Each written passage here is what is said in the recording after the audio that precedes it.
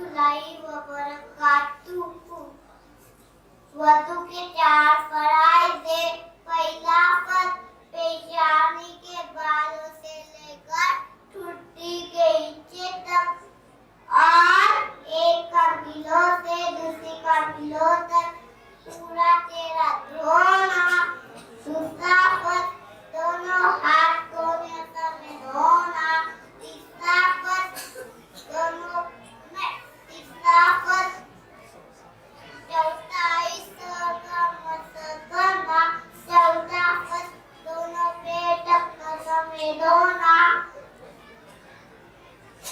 अस्सलामुअलैकुम रहमतुल्लाहि व बरकातुहू। ये इनाम दे के जाओ। वो देखो इनाम दे रहे। ये जो बच्चा है मेरे मोहतरम दोस्तों, अभी इसकी उम्र देखो आप, ये इसी साल से आ रहा है।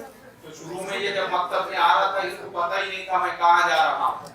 तो वो कभी आ रहा सीढ़ियों पे घूम रहा वापस चले जा रहा।